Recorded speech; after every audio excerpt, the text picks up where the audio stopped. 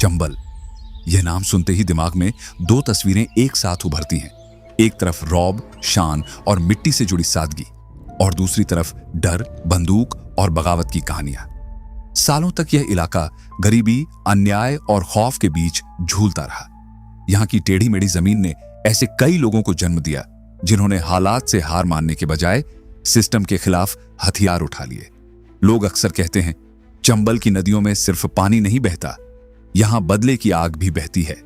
और इसी आग ने एक ऐसे इंसान की कहानी को जन्म दिया जो पहले देश का गौरव बना और फिर वक्त ने उसे बागी बना दिया। यह कहानी है पान सिंह तोमर की। एक ऐसा नाम जो कभी भारतीय सेना और खेलों की दुनिया में गर्व से लिया जाता था, लेकिन बाद में वही नाम चंबल की घाटियों में डर का पर्याय बन गया। वह सिर्फ एक सैनिक नहीं था, बल्कि ट्रैक पर उड़ने वाला धावक था। उसकी रफ्तार इतनी तेज थी कि सामने वाले धावक बस पीछे छूट जाते थे, और जब उसने बंदूक उठाई तो निशाना ऐसा कि शायद ही कभी चूक हो। पान सिंह का जन्म 1 जनवरी 1932 को मध्य प्रदेश के मुरैना जिले के छोटे से गांव भिड़ौसा में हुआ था। यह गांव चंबल नदी के किनारे बसा हुआ था, जहां उस दौर में सुविधाओं का नाम तक नहीं था। ज्यादातर लोग खेतीबाड़ी या मजदूरी करके किसी तरह जीवन गुजारते थे। उनके पिता ईश्वरी सिंह तोमर भी किसान थे। घर में पैसे कम थे, लेकिन अपनापन और सादगी भरपूर थी। लेकिन जिंदगी ने उन्हें बहुत जल्दी परखा। जब पान सिंह सिर्फ 6 साल के थे, तभी उनके पिता इस दुनिया से चले गए। इतनी छोटी उम्र में ही उनके कंधों पर जिम्मेदारियों का बोझ आ गिरा। बचपन खेलने कूदने में नहीं, बल्कि खेतों में पसीना बहाने में बीता। शायद यही वजह थी कि धीरे धीरे उनका शरीर मजबूत होता गया और मन अंदर से सख्त बनता चला गया। गांव का माहौल भी अलग था। वहां लगभग हर घर से कोई ना कोई फौज में जरूर जाता था। यही देखकर पान सिंह के मन में भी एक सपना पलने लगा। वह अक्सर खुद से कहते, एक दिन मैं भी वर्दी पहनूंगा और कुछ बड़ा करूंगा। जैसे जैसे उम्र बढ़ी, यह सपना उनके अंदर और गहराई से बसता गया। जवानी की दहलीज पर कदम रखते ही उन्होंने खुद को पूरी तरह बदलना शुरू कर दिया। सुबह सुबह उठना, लंबी दौड़ लगाना, कड़ी मेहनत करना, यह सब उनकी रोज की दिनचर्या बन गया। उन्हें साफ समझ आ गया था कि अगर जिंदगी बदलनी है तो खुद को तपाना पड़ेगा।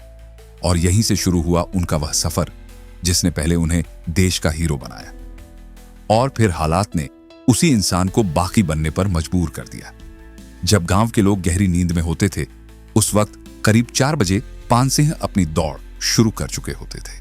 चंबल की कच्ची पगडंडियों पर, खेतों के बीच वह लगातार दौड़ते रहते, जैसे खुद से ही कोई लड़ाई लड़ रहे हों। सूरज निकलने से पहले ही वह कई किलोमीटर की दूरी तय कर लेते। उनका लंबा कद, मजबूत शरीर और तेज रफ्तार जो भी देखता बस हैरान रह जाता। उनकी यह मेहनत आखिरकार रंग लाई। महज 17 साल की उम्र में 1949 में उन्होंने पहली ही कोशिश में भारतीय सेना में जगह बना ली। उनकी नियुक्ति राजपूताना राइफल्स में हुई और बाद में वह रुड़की के बंगाल इंजीनियर ग्रुप से जुड़ गए। यहीं से उनकी जिंदगी ने एक नया मोड़ लिया, जहां एक साधारण गांव का लड़का धीरे धीरे देश का नाम रोशन करने वाला एथलीट बनने लगा। सेना में उनका पहला दिन भी किसी फिल्मी सीन से कम नहीं था।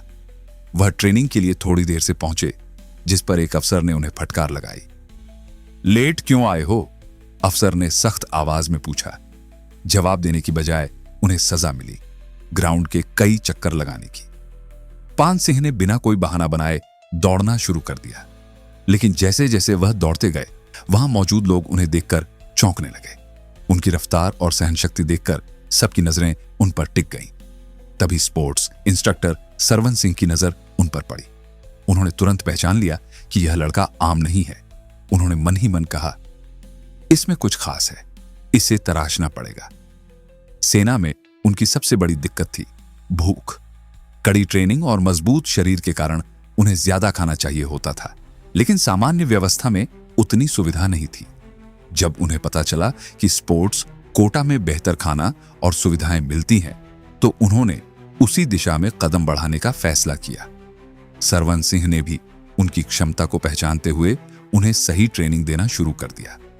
शुरुआत में पान सिंह छोटी दूरी की दौड़ों में हिस्सा लेते थे, लेकिन उनके कोच ने उनकी कदकाठी और दमखम को देखते हुए उन्हें 3000 मीटर स्टीपल चेस की ओर मोड़ दिया। यह दौड़ आसान नहीं थी। लंबी दूरी के साथ साथ बीच बीच में बाधाएं और पानी के गड्ढे पार करने होते थे। लेकिन पान सिंह के लिए यह एक और चुनौती थी जिसे उन्होंने पूरे जुनून के साथ स्वीकार किया। धीरे धीरे उनका नाम सिर्फ सेना तक सीमित नहीं रहा, बल्कि पूरे देश में गूंजने लगा। उन्होंने एक के बाद एक कई राष्ट्रीय प्रतियोगिताएं जीती और 7 बार नेशनल चैंपियन बने। 3000 मीटर स्टीपल चेस में उनका 9 मिनट 2 सेकंड का रिकॉर्ड करीब 10 साल तक अटूट रहा। उस दौर में हर तरफ बस एक ही नाम सुनाई देता था, पान सिंह तोमर। उनकी मेहनत, लगन और जज्बे की तारीफ बड़े बड़े खिलाड़ी करते थे। खुद मिल्खा सिंह जैसे महान धावक भी उनकी तारीफ करते हुए कहते थे, इस लड़के में आग है, यह बहुत आगे जाएगा। और सच कहें तो उस वक्त तक पान सिंह सिर्फ आगे ही बढ़ रहे थे। लेकिन उन्हें क्या पता था कि आगे का रास्ता उन्हें एक ऐसे मोड़ पर ले जाएगा जहां से वापसी आसान नहीं होगी। उनकी शानदार उपलब्धियों को देखते हुए सेना में उनका कद लगातार बढ़ता गया और आखिरकार वह सूबेदार के पद तक पहुंच गए। 1958 में उन्हें एक बड़ा मौका मिला, जापान की राजधानी टोक्यो में आयोजित एशियन गेम्स में भारत का प्रतिनिधित्व करने का। उस वक्त उनकी फॉर्म ऐसी थी कि हर कोई यही मान रहा था, इस बार गोल्ड पक्का है। मैदान पर उतरने से पहले तक माहौल उनके पक्ष में था, उम्मीदें चरम पर थीं। लेकिन कभी कभी मेहनत के बावजूद किस्मत एक छोटा सा मोड़ ले लेती है और सब बदल जाता है। पान सिंह अब तक ज्यादातर दौड़ नंगे पैर दौड़ते आए थे। वहीं उनकी पकड़ थी, वहीं उनका संतुलन था। लेकिन इंटरनेशनल नियमों के तहत उन्हें स्पाइक वाले जूते पहनने पड़े। जैसे ही उन्होंने ट्रैक पर कदम रखा, उन्हें भीतर से अजीब सा महसूस हुआ। कुछ ठीक नहीं लग रहा। शायद उनके मन में यही चल रहा था। जूतों ने उनकी प्राकृतिक लय को बिगाड़ दिया, कदमों की गति में फर्क आ गया और वही छोटा सा बदलाव उन्हें गोल्ड मेडल से दूर ले गया। फिर भी हार के बावजूद उनकी पहचान और सम्मान जरा भी कम नहीं हुआ। लोग जानते थे कि यह खिलाड़ी असाधारण है। उनकी फिटनेस का अंदाजा इस बात से लगाया जाता था कि सहारनपुर से रुड़की तक की दूरी वह दौड़ते हुए तय कर लेते थे, जैसे यह कोई बड़ी बात ही ना हो।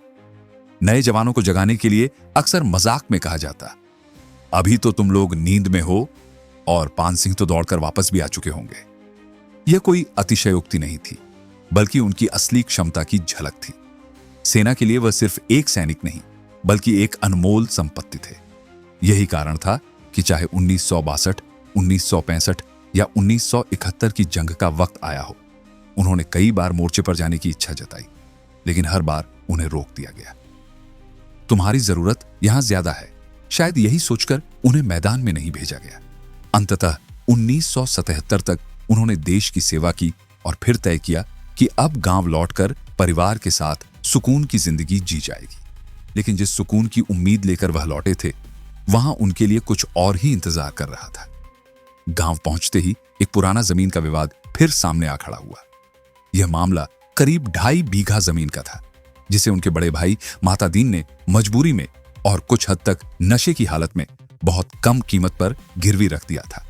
सिर्फ 3000 रुपए के बदले वह जमीन चाचा दयाराम के परिवार के पास चली गई थी। परिवार का रिश्ता भी सीधा नहीं था। पान सिंह के दादा की 2 शादियां थीं। पहली पत्नी से उनके पिता ईश्वरी सिंह हुए और दूसरी से दयाराम। दयाराम के बेटे खासकर बब्बू सिंह और झंडेल सिंह धीरे धीरे उस जमीन पर पूरी तरह काबिज हो गए। वक्त के साथ उन्होंने उसे अपनी स्थायी मिल्कियत मान लिया और पान सिंह के परिवार को वहां खेती करने से रोकना शुरू कर दिया। जब पान सिंह गांव लौटे, तब तक हालात पूरी तरह बदल चुके थे। बब्बू सिंह अब गांव में दबंग बन चुका था, उसकी बात ही आखिरी मानी जाती थी। हालांकि गांव के लोग पान सिंह का सम्मान करते थे, इसलिए एक पंचायत बुलाई गई। दोनों पक्षों को सुना गया और फैसला हुआ कि पान सिंह पैसा ब्याज सहित लौटा दें और जमीन उन्हें वापस कर दी जाए। पान सिंह ने बिना देर किए कहा, मैं अभी पैसे देने को तैयार हूं, बस जमीन वापस कर दो।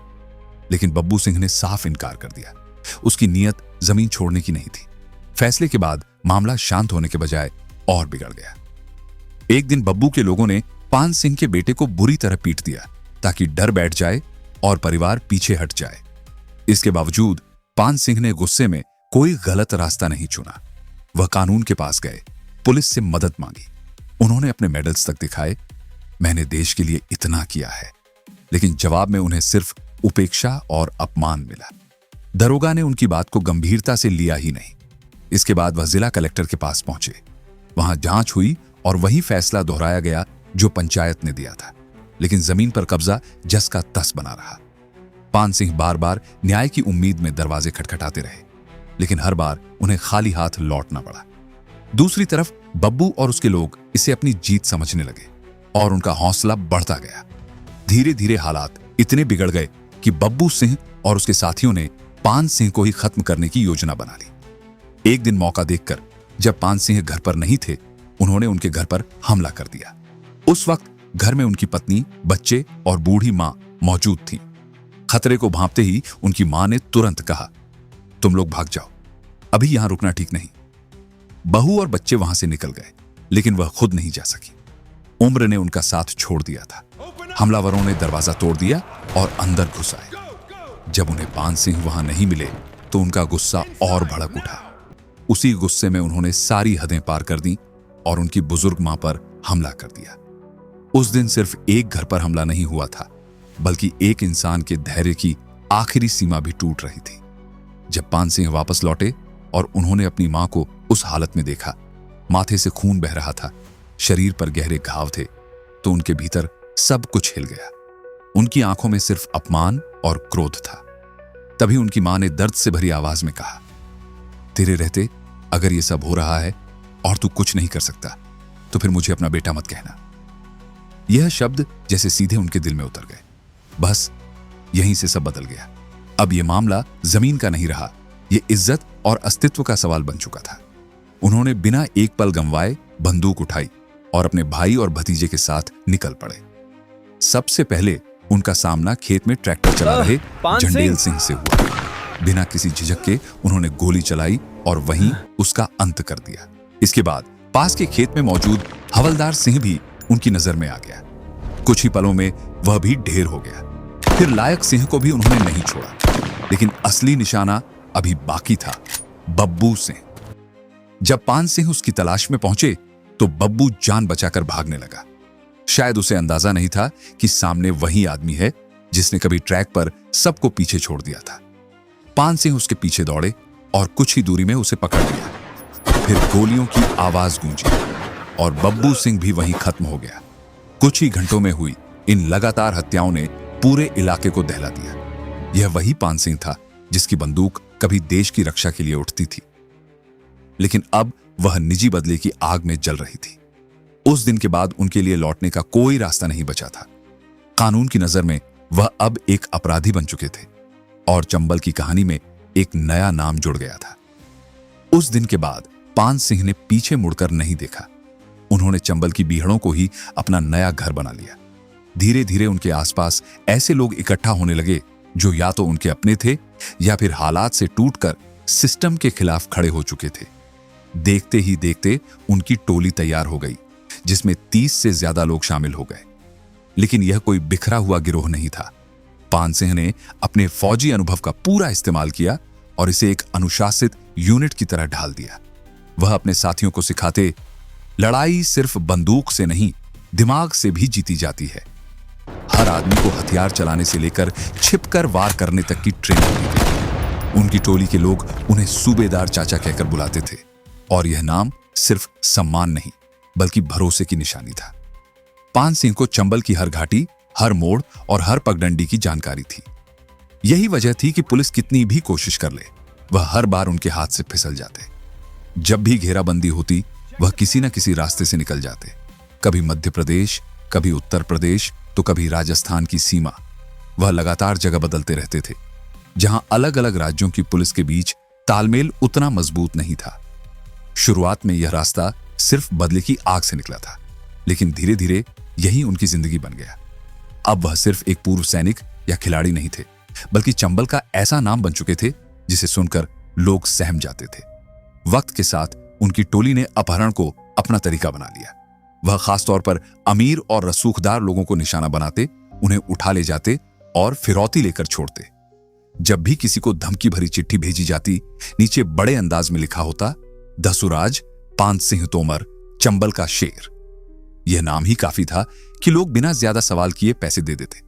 उनकी दहशत का आलम यह था कि उस द्वार के बड़े बड़े डकैत भी उनके इलाके से दूरी बनाए रखते थे। लेकिन हैरानी की बात यह थी कि उनके अंदर सिर्फ खौफ ही नहीं था, बल्कि एक अलग तरह की सहजता भी थी।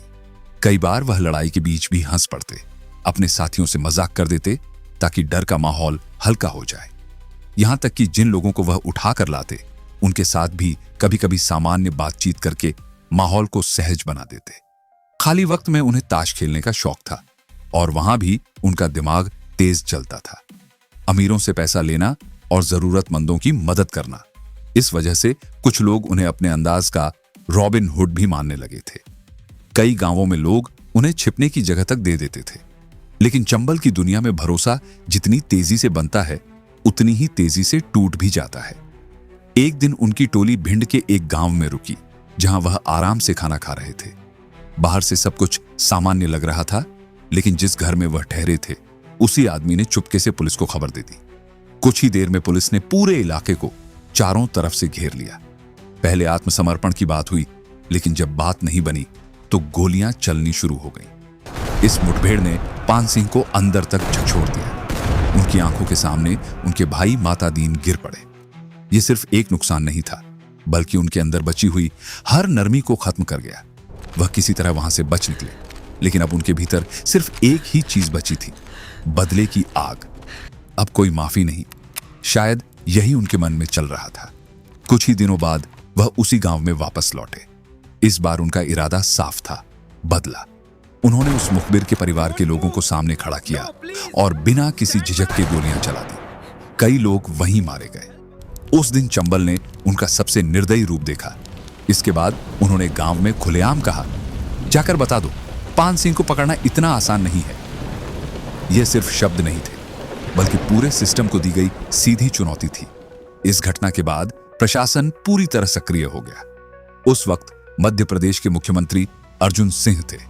पान सिंह का बढ़ता खौफ अब सरकार के लिए बड़ी चुनौती बन चुका था। विपक्ष लगातार सवाल उठा रहा था और मामला दिल्ली तक पहुंच गया था। हालात इतने गंभीर हो गए कि मुख्यमंत्री ने साफ शब्दों में कहा, जब तक पान सिंह का अंत नहीं होगा, मैं दिवाली नहीं मनाऊंगा। अब यह सिर्फ कानून व्यवस्था का मुद्दा नहीं था, बल्कि सरकार की साख का सवाल बन चुका था। इसके बाद आदेश जारी हुआ, पान सिंह को जिंदा या मुर्दा पकड़ना ही होगा।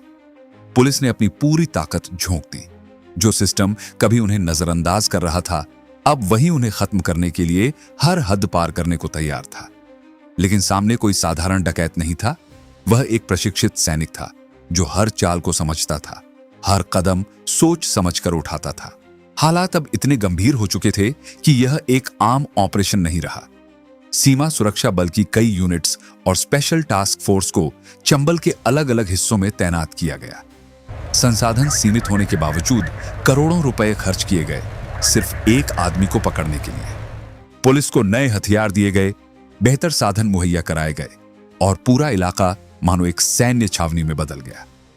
इस पूरे अभियान की जिम्मेदारी एसएसपी विजय रमन और डीएसपी एमपी सिंह को दी गई। उन्होंने जल्दी ही समझ लिया कि पान सिंह को सिर्फ ताकत से नहीं, बल्कि जानकारी और रणनीति से ही पकड़ा जा सकता है। इसलिए उन्होंने गांव-गांव जाकर लोगों को लालच देना शुरू किया। जो भी पक्की खबर देगा उसे इनाम मिलेगा और सरकारी नौकरी भी। गरीबी से जूझ रहे लोगों के लिए यह मौका बड़ा था और धीरे धीरे वही हुआ जिसकी उम्मीद थी। मुखबिरी शुरू हो गई। अब खेल सिर्फ बंदूक का नहीं था, यह दिमाग और भरोसे की जंग बन चुका था। कई महीनों की भागदौड़ और लगातार नाकाम कोशिशों के बाद आखिरकार पुलिस को एक ठोस जानकारी मिली। खबर थी कि पान सिंह अक्सर रठिया का पूरा नाम के गांव में रुकते हैं और वहीं अपने लोगों के साथ ठहरते हैं। अब बस इंतजार था सही वक्त का। वह मौका भी आ गया, 1 अक्टूबर 1981। उस दिन पुलिस को पक्की सूचना मिली कि पान सिंह अपने कुछ भरोसेमंद साथियों के साथ उसी गांव में मौजूद है। लोकेशन मिल चुकी थी, लेकिन नियम कुछ और कह रहे थे। गिरोह में करीब 18 लोग थे और ऐसे ऑपरेशन के लिए कम से कम 150 जवानों की जरूरत होती थी। लेकिन वक्त कम था और देरी का मतलब था एक बार फिर उनका हाथ से निकल जाना। ऐसे में पुलिस ने फैसला लिया, जो है उसी में काम करना होगा। जितने जवान मौजूद थे उन्हीं के साथ गांव को चारों तरफ से घेर लिया गया। शाम धीरे धीरे ढल रही थी और गांव के एक घर में पान सिंह अपने साथियों के साथ आराम कर रहे थे।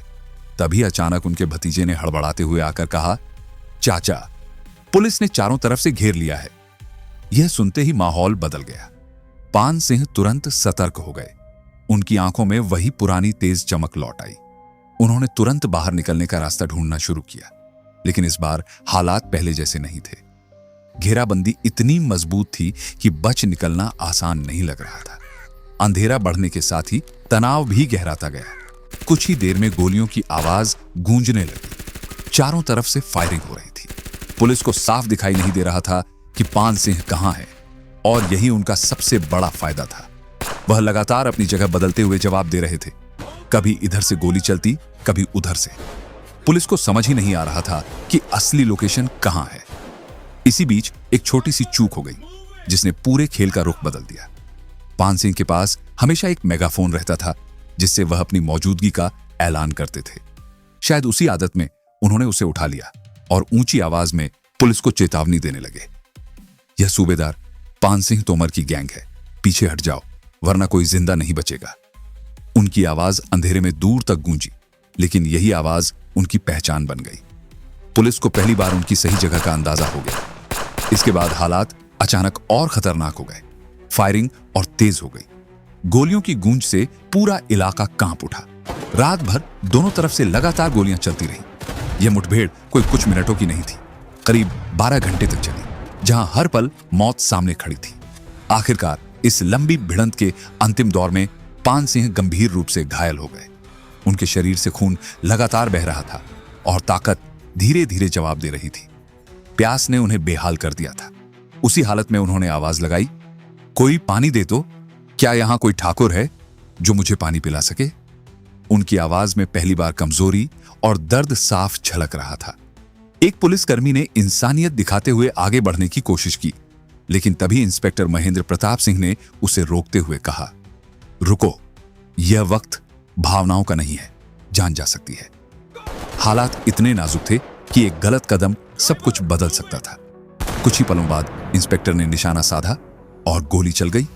वह गोली सीधे पान सिंह को लगी। वहीं उनकी कहानी खत्म हो गई। इस मुठभेड़ में उनके साथ उनकी टोली के कई लोग भी मारे गए। बाद में इस पूरे ऑपरेशन के लिए इंस्पेक्टर महेंद्र प्रताप सिंह को 1984 में बहादुरी के लिए सम्मानित किया गया। एक ऐसा इंसान जिसने कभी देश के लिए दौड़ लगाई थी, जिसने मैदान में भारत का नाम रोशन किया था, उसी देश की पुलिस के साथ मुठभेड़ में अपनी आखिरी सांस ले गया। लेकिन असली कहानी यहीं खत्म नहीं होती। सवाल आज भी वही खड़ा है। अगर उस वक्त उन्हें इंसाफ मिल जाता तो क्या उनकी जिंदगी का रास्ता अलग होता? क्या वह एक सफल एथलीट और फौजी के रूप में ही जाने जाते? शायद हां। लेकिन वक्त और हालात ने उन्हें उस मोड़ पर ला खड़ा किया जहां से वापसी नामुमकिन हो गई थी। उनके जाने के बाद भी उनकी कहानी खत्म नहीं हुई। उनके बेटे ने भी सेना में जाकर देश की सेवा की और सूबेदार बने। साल 2012 में निर्देशक तिग्मांशु धूलिया ने उनकी जिंदगी पर फिल्म बनाई, जिसमें इरफान खान ने उनका किरदार निभाया।